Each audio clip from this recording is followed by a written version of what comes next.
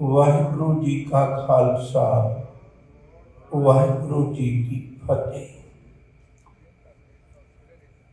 संसार विच भावें धार्मिक दुनिया नूं वेख लईए, भावें आम दुनिया नूं देख लईए, इस गल तो सारी एक मत ने भई मनुखा जिंदगी बहुत कीमती है, मनुखा जन्म बहुत कीमती है। गुरबाणी विच कदे इनूं दुर्लभ जन्म आखिया है, कदे इनूं रब वल्लों मिलिया होया तोहफा आखिया है। ये दात बड़ी प्यारी है। अणगिणत शब्दों के नाल गुरबाणी विच भी मनुखा जामे नूं उत्तम दर्शाया गया है। भजो गोबिंद पूर्ण मत चाहो, मानस जन्म का यही लाभ। मनुखा जन्म लेके रब दे मिलाप की वारी लेके ये मनुख ने सब तो वधीक अगर किसी नाल वधीकी कीती है तो अपनी देही नाल वधीकी कीती है। ना खाना इहदे मुताबिक है, ना काम इहदे मुताबिक है, ना इहदी वरतों इहदे अनुसार है। इत्थों तक कह लईए इतना कीमती जामा जिन्हां लोगों ने इस जामे नूं मिट्टी विच रोल दिता, असीं उन्हां नूं जोगी कह के सत्कारे हैं। ये तो बहुत बड़े बंदे पहुंचे रब की मिली हुई दात नूं उन्हां मिट्टी च रोल दिता, स्वाह मल के बैठ गए। दूजी तरह के वो लोग सन जिन्होंने अपनी जिंदगी नूं सिर्फ विषय विकारां विच बर्बाद कर लिया। काम क्रोध काया को गल है, क्यों कंचन सुहागा टल है। अपनी जिंदगी खसम विसार किए रस भोग, ता तन उठ खलोए रोग। जिंदगी नरक बना ली। कुछ ऐसे भी लोग हैं। एक तीजी तरह के लोग सन जिन्होंने मनुख की जिंदगी की कदर कीमत नूं जानिया, इनू समझिया, इनू संभालिया। ये रब की बड़ी प्यारी दात है, इसकी संभाल की। और गुरमत ने एक ऐसी एक विलक्षण दात मनुख नूं बख्शी है। सतगुरु कहन लगे भी तू इसकी वरतों सीख लै, इसकी वरतों ही तेनों रब नाल मिला देगी। वरतों करनी आ जाए। एक शब्द मैं पहलों कह लगा, ऐसे अणगिणत शब्द ने गुरबाणी विच ਜਿਹੜੇ ਵੱਖੋ ਵੱਖਰੇ अंगों का नाम ले लेके सतगुरु जी ने उपदेश किया हुआ है। मेरा ख्याल आनंद साहब की बाणी का तुम बहुत बारी पढ़ते सुनते हो, वो रसना का जिक्र है, कन्ना का जिक्र है, किन्ने जिक्र ने वो आप पढ़ने। अखां का जिक्र है, मन को बनजारा बना के समझाया हुआ है।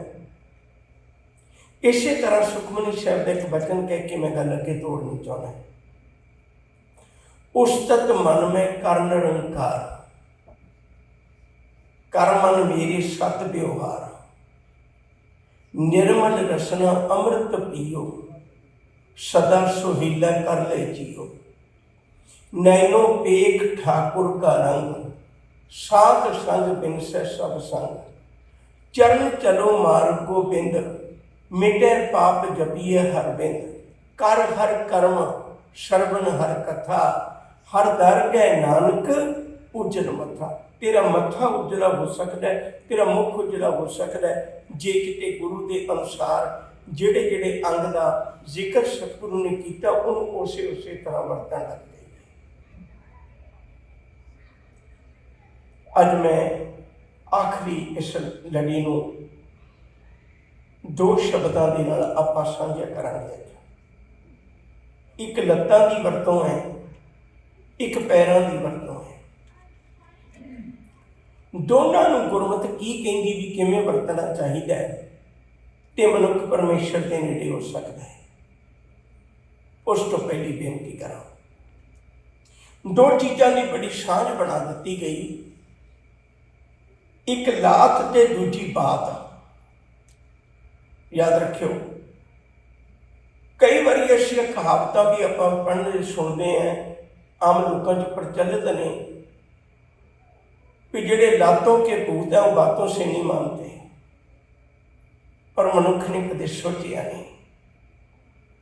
गुरु घर में इसे भी दो चीज़ां बराबर ने, पहला विचार है फिर हथियार है, पर पहला विचार है। गुरमत ने पहला दर्जा विचार में दिता है, पहले गल करनी आवे, समझाना दे आवे मनुख नूं। तो हजूर ने कृपा की, लत्त मारन वालियां दा मुकाबला लत्त नाल नहीं कीता, सतगुरु ने लत्त मारन वालियां दा मुकाबला भी महत नाल कीता है।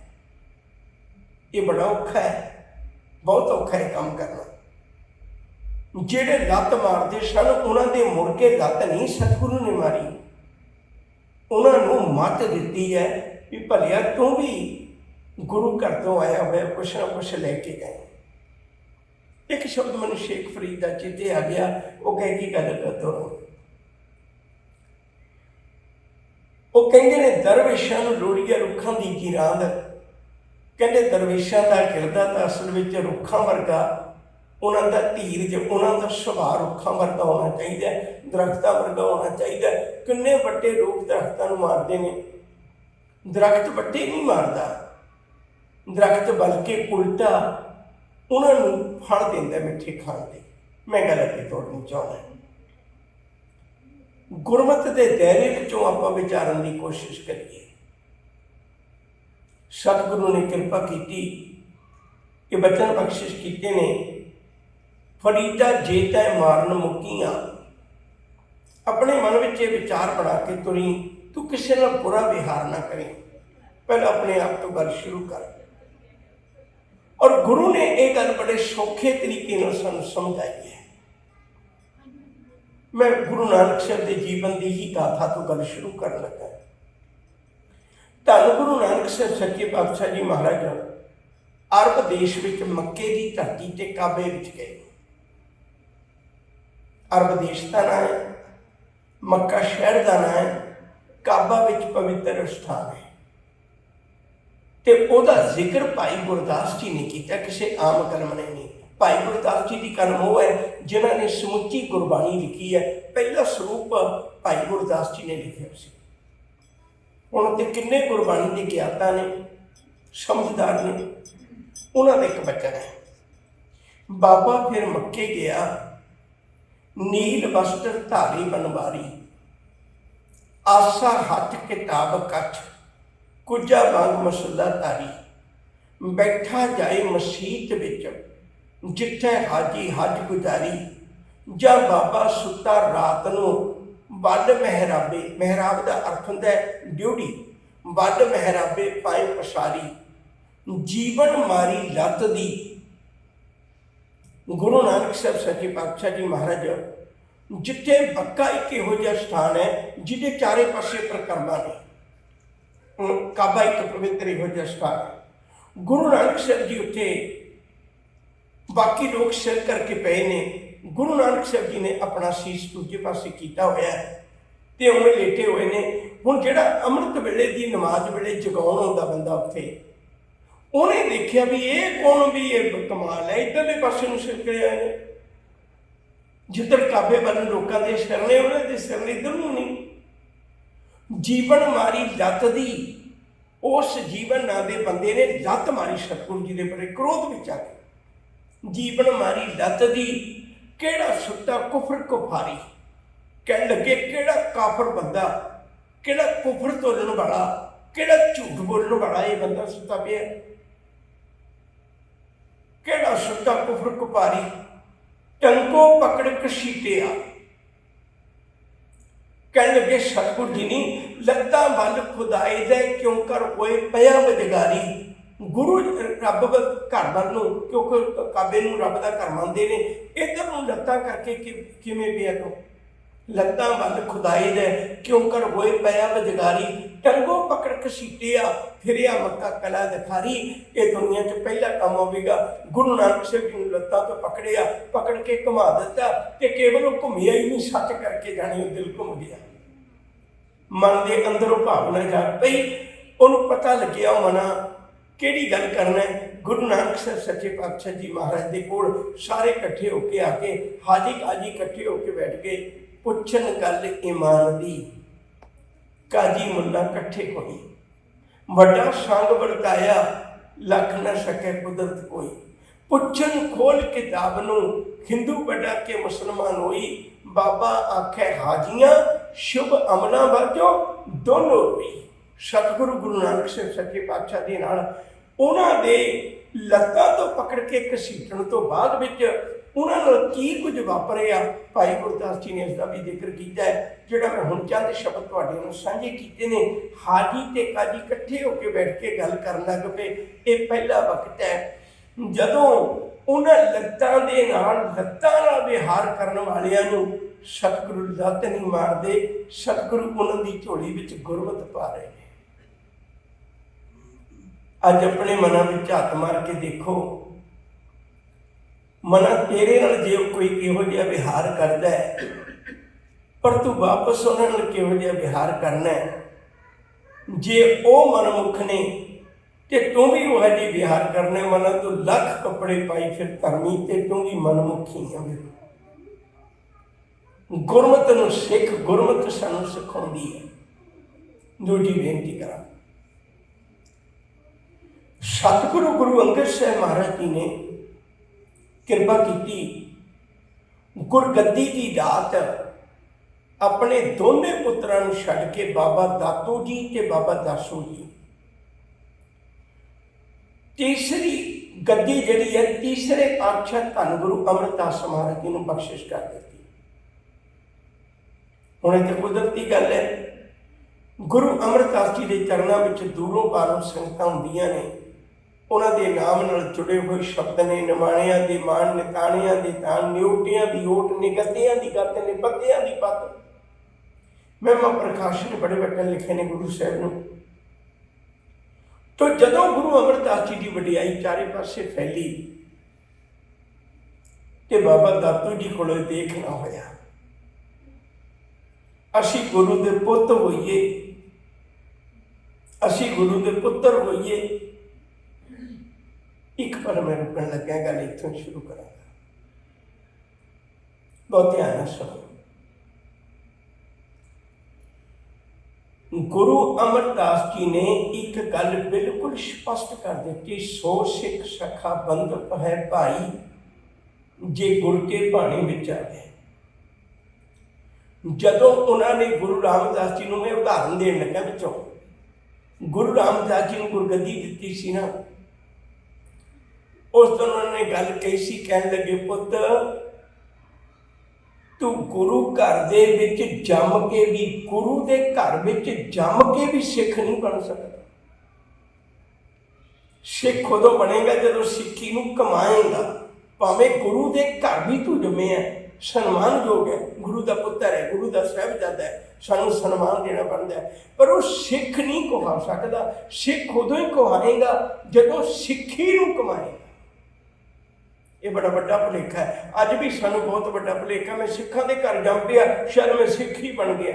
ਗੁਰੂ ਦੇ ਘਰ ਪੁੱਤ ਬਣ ਕੇ ਵੀ ਸਿੱਖ ਨਹੀਂ ਬਣ ਸਕਦਾ ਜੇ ਉਹ ਸਿੱਖੀ ਨਹੀਂ ਕਮਾਉਂਦਾ। ਇਹ ਗੱਲ ਚੇਤੇ ਰੱਖਿਓ, ਸਿੱਖਾਂ ਦੇ ਘਰ ਜੰਮ ਕੇ ਸਿੱਖੀ ਨਹੀਂ ਕਮਾਉਂਦਾ ਤੇ ਸਿੱਖ ਨਹੀਂ ਹੋ ਸਕਦਾ। ਇਹ ਗੱਲ ਵੱਖਰੀ ਵੀ ਅਸੀਂ ਇਹ ਗੱਲ ਕਹਿ ਨਾ ਸਕੀ। ਗੁਰੂ ਦੇ ਘਰ ਜਿਹੜਾ ਪੁੱਤ ਸਿੱਖੀ ਸੰਭਾਲ ਗਿਆ, ਮੋਰੀ ਪੁੱਤ ਸਨਮੁਖ ਹੋਆ। ਰਾਮਦਾਸ ਪਹਿਲੀ ਪਾਈ ਦਿਓ, ਉਹ ਜਦੋਂ ਗੁਰੂ ਰਾਮਦਾਸ ਜੀ ਦੇ ਚਰਨਾਂ ਤੇ ਡਿੱਗ ਪਏ, ਉਹਨਾਂ ਦੇ ਕੋਲੋਂ ਆ ਕੇ ਸਿੱਖ ਹੋਣ ਦਾ ਉਹਨਾਂ ਨੇ ਪਰਨ ਕੀਤਾ, ਉਹ ਤਾਂ ਸਿੱਖ ਬਣੇ। ਬਾਬਾ ਮੋਹਨ ਜੀ ਗੁਰੂ ਦੇ ਘਰ ਵਿੱਚ ਜਨਮ ਲੈ ਕੇ ਵੀ ਉਸ ਪਦਵੀ ਤੱਕ ਨਹੀਂ ਪਹੁੰਚ ਸਕੇ ਵੀ ਉਹਨੂੰ ਸਿੱਖਾਂ ਦੀ ਲਿਸਟ ਵਿੱਚ ਸ਼ਾਮਲ ਕੀਤਾ ਜਾ ਸਕੇ। ਵਾਪਸ ਮੈਂ ਉਸ ਗੱਲ ਵੱਲ ਚੱਲਣ ਲੱਗਾ।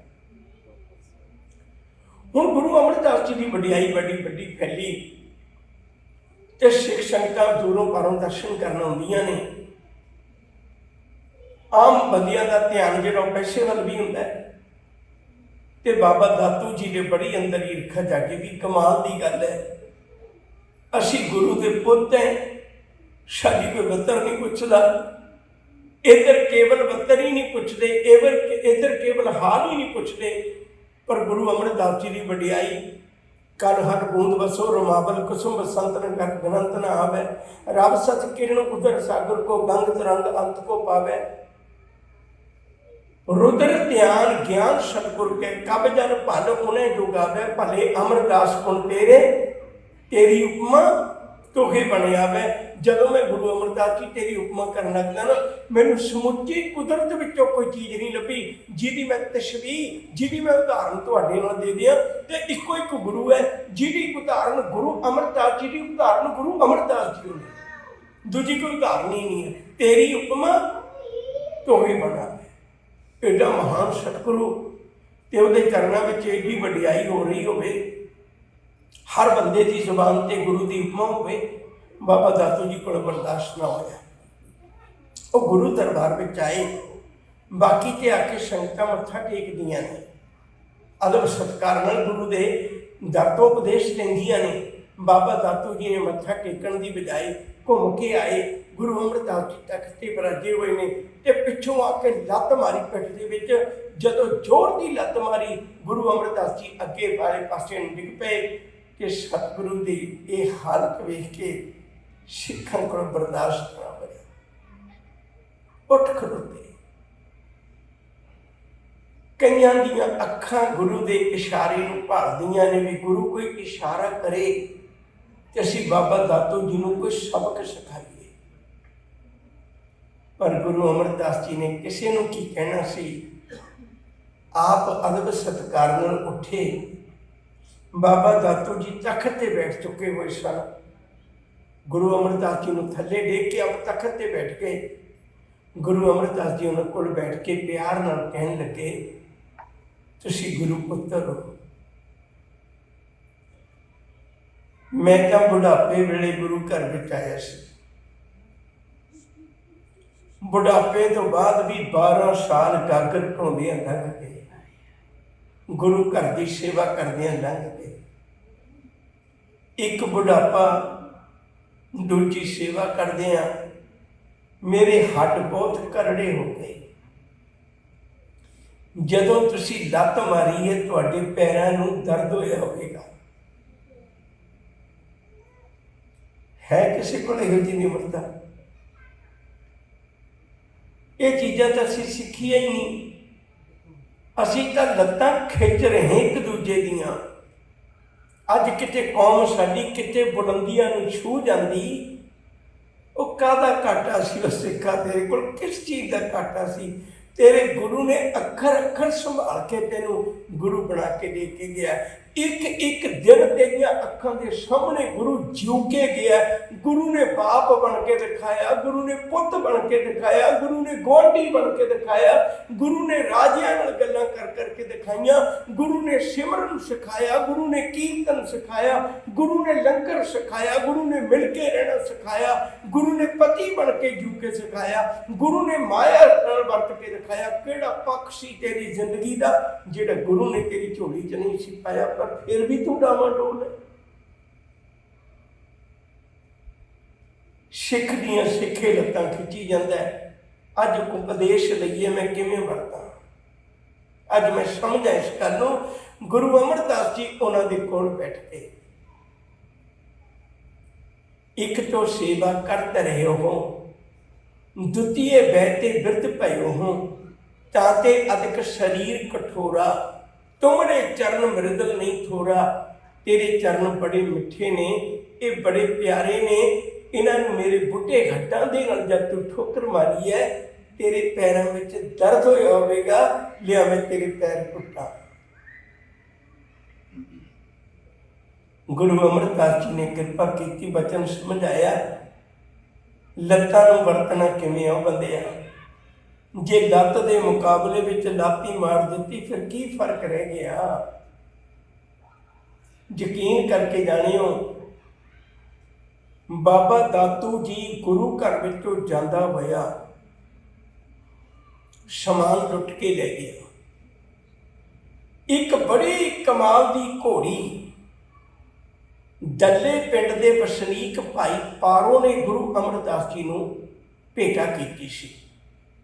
ਅੱਜ ਆਪਣੇ ਕੋਲ ਵਕਤ ਨਹੀਂ ਇੰਨੀ ਗੱਲ ਕਰ ਸਕੀਏ, ਮੈਂ ਹਰ ਵਾਰੀ ਇਸ ਗੱਲ ਦੀ ਖਿਮਾ ਮੰਗ ਲੈਂਦਾ। ਇਹਦੀਆਂ ਵੀ ਕੈਟਾਗਰੀਜ਼ ਨੇ, ਯਾਦ ਰੱਖਿਓ। ਜਿਹੜੇ ਬਹੁਤ ਚੰਗੀ ਨਸਲ ਦੇ ਘੋੜੇ ਨੇ ਉਹ ਬਹੁਤ ਮਹਿੰਗੇ ਵਿਕਦੇ ਨੇ, ਕਿਉਂਕਿ ਆਪਣੇ ਸਵਾਰ ਨੂੰ ਪਛਾਣ ਲੈਂਦੇ, ਉਹ ਦੂਜੇ ਨੂੰ ਸਵਾਰੀ ਨਹੀਂ ਕਰਨ ਦਿੰਦੇ। ਇਹ ਘੋੜੀ ਵੀ ਕਿਹੋ ਜਿਹੀ ਸੀ ਜਿਹੜੇ ਆਪਣੇ ਉੱਤੇ ਕਿਸੇ ਨੂੰ ਸਵਾਰੀ ਨਹੀਂ ਸੀ ਕਰਨ ਦਿੰਦੀ। ਜਦੋਂ ਬਾਬਾ ਦਾਤੂ ਜੀ ਉਹ ਘੋੜੀ ਲੈ ਕੇ ਚਲੇ ਗਏ ਤੇ ਉਹ ਰਾਹ ਦੇ ਵਿੱਚ ਉਸ ਘੋੜੀ ਨੇ ਉਹਨੂੰ ਡੇਗ ਦਿੱਤਾ।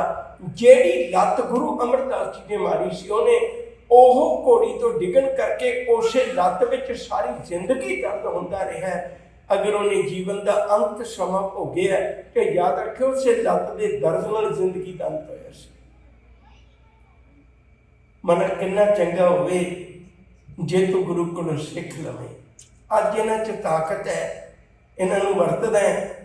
ਪਰ ਸ਼ੇਖ ਫਰੀਦ ਇੱਕ ਗੱਲ ਚੇਤਾ ਕਰਵਾਉਂਦੇ ਨੇ ਬੜੀ ਕਮਾਲ ਦੀ। ਫਰੀਦਾ ਇੰਨੀ ਨਿੱਕੀ ਜੰਗੀਏ ਲੱਤਾਂ ਨੂੰ ਕਹਿੰਦੇ ਨੇ। ਫਰੀਦਾ ਇੰਨੀ ਨਿੱਕੀ ਜੰਗੀਏ ਛਲ ਡੂਗਰ ਭਵਿਓਮ, ਅੱਜ ਫਰੀਦਾ ਗੁਜੜਾ ਸ਼ੈਕੋ ਹਾਥੀਓਮ। ਕਹਿੰਦੇ ਏਡਾ ਹੰਕਾਰ ਕਰਨਾ ਵੀ ਇਹਨਾਂ 'ਚ ਬੜੀ ਜਾਨ ਹੈ। ਕਿੱਡੀ ਦੂਰ ਤੱਕ ਘੁੰਮ ਕੇ ਸ਼ਾਮ ਨੂੰ ਘਰ ਵਾਪਸ ਆ ਜਾਣਾ। ਪਰ ਚੇਤਾ ਰੱਖ ਸਕਣਾ, ਜਿਸ ਦਿਨ ਇਹਨਾਂ ਦੀ ਸਮਰੱਥਾ ਖਤਮ ਹੋ ਜਾਣੀ ਨਾ, ਵੱਡੀਆਂ ਗੱਲਾਂ ਕਰਨ ਵਾਲੇ ਆ ਤੇਰੇ ਆਪਣੇ ਸਿਰਹਾਣੇ ਤੋਂ ਚੁੱਕ ਕੇ ਪਾਣੀ ਪੀਣ ਜੋਗੀ ਸਮਰੱਥਾ ਨਹੀਂ ਰਹਿਣੀ। ਗੁਰੂ ਨਾਨਕ ਸਾਹਿਬ ਜੀ ਜਦੋਂ ਮੱਕੇ ਵਾਲੀ ਉਦਾਸੀ ਨੂੰ ਗਏ ਸੀ, ਉਦੋਂ ਹੀ ਆਉਂਦਿਆਂ ਹੋਇਆਂ ਬਗਦਾਦ ਨੂੰ ਲੰਘ ਕੇ ਆਏ ਨੇ। ਬਗਦਾਦ ਦਾ ਅੱਖਰੀ ਅਰਥ ਹੁੰਦਾ ਰੱਬੀ ਤੋਹਫਾ। ਉਹਨਾਂ ਦੀ ਭਾਸ਼ਾ ਵਿੱਚ ਬਗਦਾਦ ਦਾ ਅੱਖਰੀ ਅਰਥ ਹੈ ਰੱਬੀ ਤੋਹਫਾ, ਸ਼ਹਿਰ ਦਾ ਨਾਮ। ਬਗਦਾਦ ਵਿੱਚ ਗੁਰੂ ਨਾਨਕ ਸਾਹਿਬ ਜੀ ਆਏ। ਜਦੋਂ ਗੁਰੂ ਨਾਨਕ ਸਾਹਿਬ ਜੀ ਬਗਦਾਦ ਦੀ ਧਰਤੀ ਤੇ ਆਏ ਤਾਂ ਉਸ ਵੇਲੇ ਬੜੀ ਲੰਮੀ ਇੱਕ ਚਰਚਾ ਹੋਈ, ਮੈਂ ਉਸ ਪਾਸੇ ਨਹੀਂ ਜਾਣਾ। ਉਹ ਚਰਚਾ ਤੋਂ ਬਾਅਦ ਵਿੱਚ ਇੱਕ ਫਕੀਰ, ਉਹਦਾ ਨਾਮ ਬਹਿਲੋਲ ਹੈ, ਉਹਦੇ ਅੰਦਰ ਗੁਰੂ ਨਾਨਕ ਸਾਹਿਬ ਦਾ ਬੜਾ ਪਿਆਰ ਜਾਗਿਆ। ਉਪਦੇਸ਼ ਹਿਰਦੇ 'ਚ ਵਸ ਗਿਆ ਤੇ ਬੜਾ ਪਿਆਰ ਜਾਗਿਆ। ਇਤਨਾ ਪਿਆਰ ਜਾਗਿਆ, ਜਿਹੜੀ ਥਾਂ ਤੇ ਬੈਠ ਕੇ ਉਹਨੇ ਗੁਰੂ ਨਾਨਕ ਸਾਹਿਬ ਜੀ ਨੇ ਪਾਵਨ ਉਪਦੇਸ਼ ਦਿੱਤਾ ਸੀ ਨਾ, ਉਸੇ ਥਾਂ ਤੇ ਬੈਠ ਕੇ ਬਹੁਤਾ ਸਮਾਂ ਜ਼ਿੰਦਗੀ ਦਾ ਗੁਰੂ ਦੀ ਤੇ ਰੱਬੀ ਯਾਦ ਵਿੱਚ ਗੁਜ਼ਾਰਨ ਲੱਗ ਪਿਆ। ਇਹ ਤੇ ਕੁਦਰਤੀ ਗੱਲ ਹੈ। ਮੈਂ ਬਹੁਤ ਵਾਰੀ ਦੁਹਰਾਉਣਾ, ਸੱਚੇ ਮਾਰਗ ਚੱਲਦੇ ਹਾਂ ਉਸਤਤ ਕਰੇ ਜਹਾਨ। ਜਦੋਂ ਵੀ ਮਨੁੱਖ ਸੱਚ ਦਾ ਪਾਂਧੀ ਬਣ ਜਾਂਦਾ ਹੈ, ਸੰਸਾਰ ਦੀ ਉਪਮਾ ਬੜੀ ਕਰਦਾ ਹੈ। ਹੁਣ ਬਹਿਲੋਲ ਦੀ ਵੀ ਬੜੀ ਦੂਰ ਤੱਕ ਚਰਚਾ ਖਿਲਰ ਗਈ ਤੇ ਇੱਕ ਉਧਰਲੇ ਇਕੱਤਰ ਰਾਜਾ ਉਹ ਬਹਿਲੋਲ ਕੋਲ ਆਇਆ। ਉਹਨੂੰ ਕਹਿਣ ਲੱਗਾ ਵੀ ਸਜਣਾ, ਇੱਥੇ ਗੁਰੂ ਨਾਨਕ ਸਾਹਿਬ ਜੀ ਬਰਾਜੇ ਤੇ ਤੈਨੂੰ ਇੰਨਾ ਪਿਆਰ ਜਾਗਿਆ ਵੀ ਤੂੰ ਉੱਥੇ ਥਾਂ ਦੇ ਉੱਤੇ ਆਪਣਾ ਵਸੇਰਾ ਕਰ ਲਿਆ। ਤੇਰੀ ਮਹਿਮਾ ਵੀ ਬਹੁਤ ਜ਼ਿਆਦਾ ਫੈਲ ਗਈ ਹੈ ਤੇ ਕਿੰਨਾ ਚੰਗਾ ਹੋਵੇ, ਮੇਰਾ ਜੀ ਕਰਦਾ ਹੈ ਜੇ ਇੱਥੇ ਇੱਕ ਬਹੁਤ ਵਧੀਆ ਮਹੱਲ ਤੈਨੂੰ ਬਣਾ ਕੇ ਦੇ ਦਿਆਂ। ਬਹਿਲੋਲ ਬੈਠਾ ਸੁਣ ਕਰੇ ਆਨੰਦ ਨਾਲ, ਉਹਨੇ ਕੁਛ ਨਾ ਕਿਹਾ। ਰਾਜਾ ਫਿਰ ਕਹਿਣ ਲੱਗਿਆ ਵੀ ਜੇ ਮੈਂ ਆਪਣੀ ਮਰਜ਼ੀ ਦਾ ਮਹੱਲ ਨਾ ਬਣਾਵਾਂ ਤੇ ਮੈਨੂੰ ਤੁਸੀਂ ਦੱਸੋ ਵੀ ਮੈਂ ਕਿਵੇਂ ਦਾ ਬਣਾਵਾਂ। ਉਹ ਫਿਰ ਵੀ ਚੁੱਪ ਰਿਹਾ। ਆਖਰ ਉਹ ਰਾਜਾ ਕੱਪ ਕੇ ਕਹਿਣ ਲੱਗਾ ਵੀ ਮੈਨੂੰ ਕੋਈ ਤਾਂ ਸੇਵਾ ਦੱਸੋ, ਮੈਂ ਕੀ ਕਰਾਂ। ਬਹਿਲੋਲ ਹੱਸ ਕੇ ਕਹਿਣ ਲੱਗਾ, ਕਹਿੰਦਾ ਸੇਵਾ ਤੇ ਇੰਨੀ ਹੋਈ ਹੈ ਬਈ ਤੁਸੀਂ ਇੱਥੋਂ ਚਲੇ ਜਾਓ ਤੇ ਮੁੜ ਕੇ ਇੱਥੇ ਇਸ ਮਨਸ਼ਾ ਨਾਲ ਕਦੇ ਨਾ ਆਇਓ। ਗੁਰੂ ਨਾਨਕ ਸਾਹਿਬ ਦੀਆਂ ਗੱਲਾਂ ਕਰਨ ਜਦ ਮਰਜ਼ੀ ਆਏ। ਉਹ ਹੁਣ ਰਾਜਾ ਤੇ ਚਲਾ ਗਿਆ। ਬਹਿਲੋਲ ਆਪਣੀਆਂ ਲੱਤਾਂ ਸਿੱਧੀਆਂ ਕਰਕੇ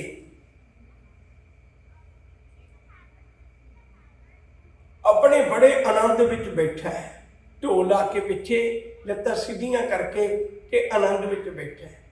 ਉਹਦੇ ਜਿਹੜੇ ਬਾਕੀ ਚੇਲੇ ਨੇ साडे वर्गे छोटी मत वाले वो भज के आए बहलोल नूं, कहण लगे फकीर बहलोल तेन पता वो किड्डा वड्डा राजा सी, तेन पता वो किड्डा वड्डा राजा सी। तो ਜਿਹੜੀ भी गल अपनी जुबानों कहता उन्हें पूरी कर देनी सी। बहलोल फिर भी कुछ न बोलिया। आखिर वो कहन लगे भी एवें लत्तां खिलार के बैठे हो, कुछ ना गल सचो। बहलोल ने बड़ी कमाल की गल कही सी, कहन लगे जेड़ा बंदा लोकां के हथ अड्डण लग जाए ना, वो फिर जिहड़ा हथ पसारन वाला बंदा ना वो कदे लत्तां पसार के नहीं बैठ सकता। लत्तां पसार के आनंद नाल कोई बैठ सकता जिन्होंने किसी की परवाह ना होवे, उन्होंने पता होवे गुरा एक देह बुझाई सबना जियां का एक दाता, सो में बिसर ना जाए। हर भगतां का मेली सरबत गुरबाणी की पंक्ति है। सौ निसल जन टंग तर, हर भगतां का मेली सरबत, रब अपने प्यारियां का मेली, उन्हां दा यार, उन्हां दा दोस्त है रब, अपने भगतां का, अपने प्यारियां का। सौ वो सौंदे ने निसल बेफिक्र होके, जन टंग धर लत्त ते लत्त रख के सौंदे ने रब दे भगत, क्योंकि किसी के मुथाज नहीं होंदे, वो रब दे मुथाज होंदे ने। वो बंदियां लाते लत्त रख के सौण का आनंद ही वो है जिन्होंने रब के प्यार में बेफिक्री होगी। संत की जिंदगी, धर्मी बंदे की जिंदगी शुरू इतों होंदी है। संतन अवर न काहूं जानी, बेपरवाह सदा रंग हर के जा को पाक। स्वामी जे मना तेन जड़े खड़े की परवाह है तो तू तो धर्म तो अजे बड़ी दूर बैठा सजना। अगली गल करा, उस तो अगे ने पैर, पैरां सत्कारत शब्द असी दिने हैं, चरण कह दें। जे किते पैरां नूं वरतन की जांच आ जाए, यकीन करके जाने वो पैर भी धर्म कमाते हैं। बंदे पैर भी धर्म कमाते हैं। सतगुरु जी ने ये बारे भी उपदेश बख्शिश किया है। कह लगे किड्डे वड्डे सेवादार ने, सारी जिंदगी भार चुकते हैं। असी जदों भी कदे किसी को नमस्कार करने हैं कि पैरों से नमस्कार करने हैं। सिर ऊंचा हंकार का सूचक है। पिछे आप जिक्र कर चुके हुए, अज मैं दोहराउणा नहीं। तुसी इत्थों तक देख लो भी बंदा सिर दिने तो सिर की निभाउणा है, ये सौण लग्या भी कला सिर नूं ऊंचा रखता है, कले सिर नूं ऊंचा सौण लग्या रखता है। सराहना शब्द ही इत्थों बनिया सिर हाण, जिहड़ा सिर नूं हाण दा बना दिंदा है। सिर के ऊंचा रखने के विच सहायक होंदा है, सिर नूं हानी बना दिंदा है। सिरहाना शब्द उत्थों बने, सिर नूं हानी बनाउंदा है, सिर नूं ऊंचा चुक के रखदा। कि बंदा जदों किसी के पैरां ते किसी के चरणों ते हथ लाउंदा है ना, उहदा अर्थ ये हुंदा है भी इन्हां पैरां राहीं तुर के तू तां मंजिल पा ली। अज मैं प्रण करदा मैं तेरे वांगू तुर के अपनी जिंदगी के रस्ते ते मैं भी मंजिल पाउणी चाहुंदा। असीं सफल होए व्यक्तियों के पैरीं हत्थ लाउने, क्योंकि उन्होंने पैरां नूं वरत के अपनी मंजिल नूं प्राप्त कर लिया हुंदा है। तू पैरां की एडी योग वरतों की, तू मालिक के कर कबूल हो गए हैं, तू अपनी मंजिल नूं पा लिया। मैं प्रण करदा जेड़े रस्ते ते तुसी तुरे मैं उस रस्ते ते तुरांगा। गुरु अगे नमस्कार करने का अर्थ ही है, सतगुरु जी जेड़ा रस्ता तुसी दसोगे ना मैं उस रस्ते ते तुरांगा। यकीन करके जानियो, बंदे ने कदे शुक्र नहीं किया, धन्यवाद नहीं किया अपने मालिक का। गुरु का एडा सत्कार देंदे ने, एडा सत्कार करते हैं सतगुरु। जन के चरण बसै मेरे हियर है, संग पुनीता देही जन की धूड़ देहो किरपानित, नानक कै सुख यही। जेड़े पैर चल के गुरु घर वाल नूं जांदे ने ना सजना, तो एक कदम पुट के तां देख भाई गुरदास जी के कितने प्यारे बोल ने, बड़ी भावना नाल सुणिओ।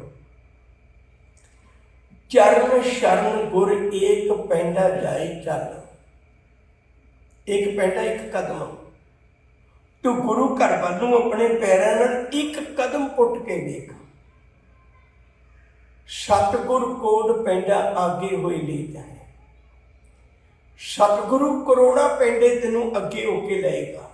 हुण तुहाडा सवाल होएगा भी मैनूं तां कदे नहीं मिलिया गुरु रस्ते च, नहीं मना मिलदा गुरु, तेनों पछाण ही नहीं है। जदों घर तो तुरिया तेनों गुरु घर आउण तक कोई रुकावट ना पैण दित्ती, गुरु तेनों लेके आया उंगल पकड़ के।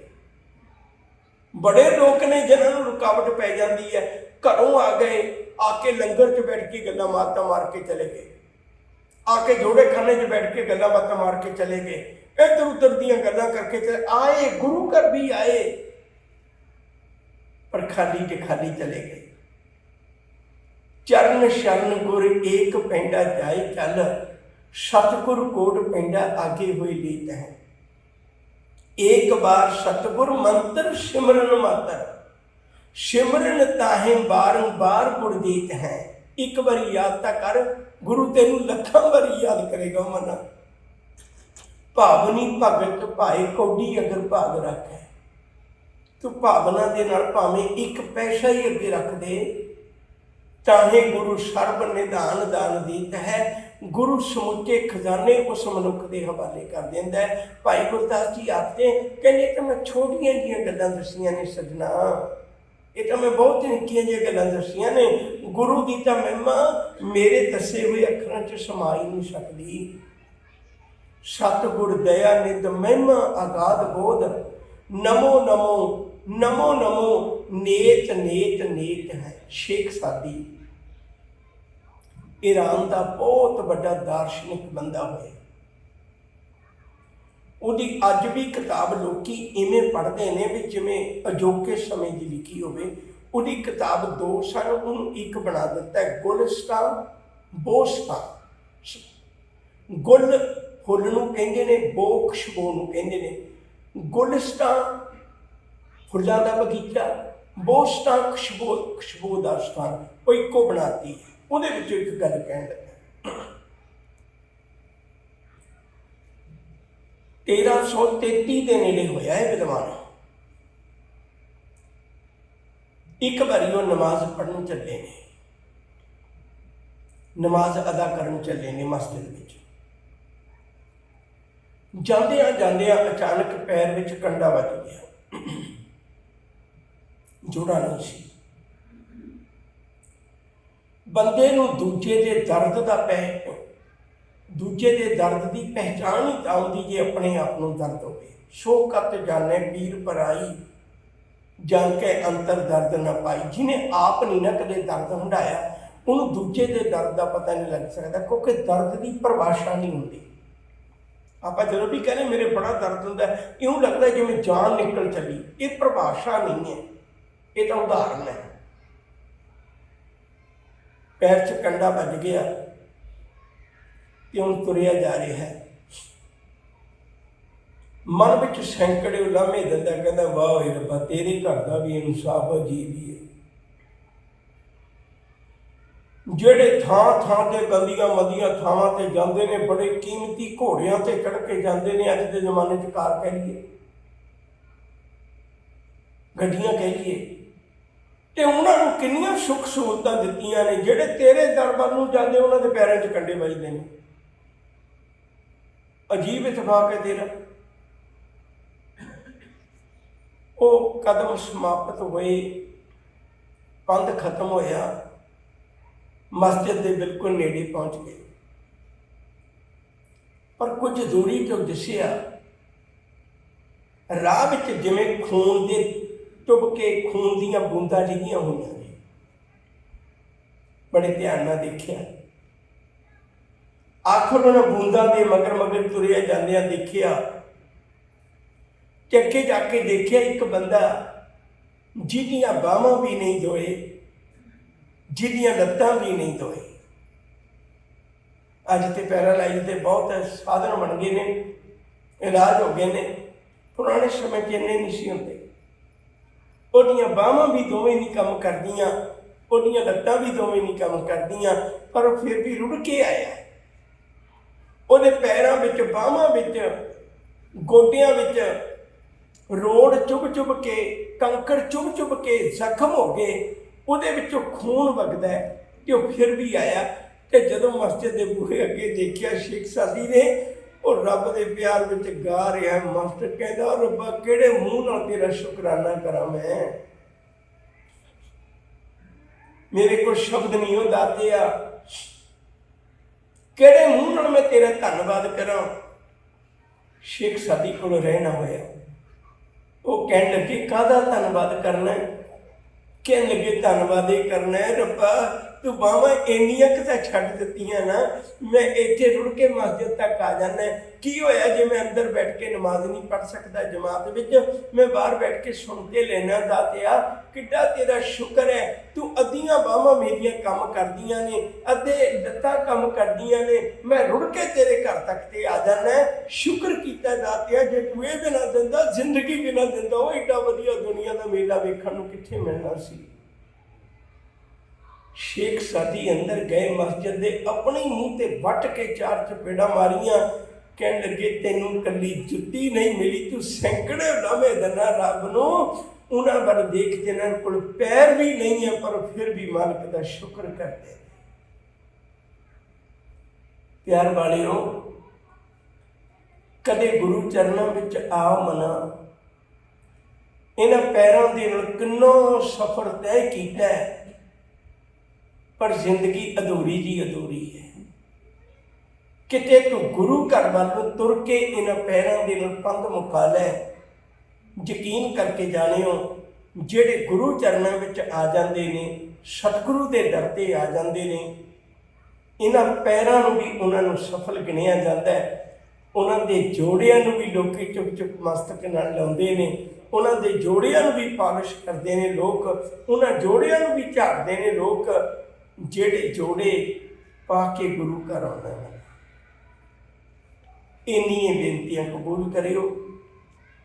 ਇੱਕ ਲੰਮੀ ਲੜੀ ਤੁਹਾਡੇ ਨਾਲ ਸਾਂਝੀ ਕੀਤੀ ਸੀ। ਕਈ ਤਰ੍ਹਾਂ ਦੀਆਂ ਲੜੀਆਂ ਦਿਮਾਗ 'ਚ ਆਉਂਦੀਆਂ ਨੇ ਵੀ ਉਹ ਸਾਂਝ ਪਾਉਣੀ ਚਾਹੀਦੀ ਹੈ। ਜਿਵੇਂ ਸਾਡੇ ਰਿਸ਼ਤਿਆਂ ਦੀ ਸਾਂਝ ਹੈ, ਪੰਛੀਆਂ ਦੀ ਸਾਂਝ ਹੈ, ਗੁਰਬਾਣੀ ਵਿੱਚ ਉਹਨਾਂ ਪਸ਼ੂਆਂ ਦੀ ਸਾਂਝ ਹੈ, ਉਹਨਾਂ ਦਰਖਤਾਂ ਦੀ ਸਾਂਝ ਹੈ। ਬੜੇ ਟੌਪਿਕ ਨੇ ਗੁਰਬਾਣੀ ਵਿੱਚ ਜਿਹੜੇ ਅਸੀਂ ਕਦੇ ਫੋਲਦੇ ਹੀ ਨਹੀਂ। ਕਦੇ ਵਕਤ ਮਿਲਿਆ ਸਾਂਝ ਪਾਵਾਂਗਾ। ਸਰੀਰ ਦੇ ਅੰਗਾਂ ਨੂੰ ਕਿਵੇਂ ਵਰਤ ਕੇ ਅਸੀਂ ਮਨੁੱਖਾ ਜਾਮੇ ਦਾ ਲਾਹਾ ਲੈ ਸਕਦੇ ਹਾਂ, ਉਹ ਇੱਕ ਲੰਮੀ ਲੜੀ ਤੁਹਾਡੇ ਨਾਲ ਸਾਂਝੀ ਕੀਤੀ ਹੈ। ਹੋਈਆਂ ਬੇਅੰਤ ਪ੍ਰਕਾਰ ਦੀਆਂ ਭੁੱਲਾਂ ਨੂੰ ਖਿਮਾ ਕਰਨਾ। ਧੰਨ ਗੁਰੂ ਗ੍ਰੰਥ ਸਾਹਿਬ ਜੀ ਦਾ ਆਪ ਸੰਗਤਾਂ ਦਾ ਸਾਰਿਆਂ ਦਾ ਬਹੁਤ ਦਿਲੋਂ ਧੰਨਵਾਦੀ ਹੈ। ਪਿਆਰ ਸਤਿਕਾਰ ਨਾਲ ਆਖੋ ਜੀ, ਵਾਹਿਗੁਰੂ ਜੀ ਕਾ ਖਾਲਸਾ, ਵਾਹਿਗੁਰੂ ਜੀ ਕੀ ਫਤਿਹ।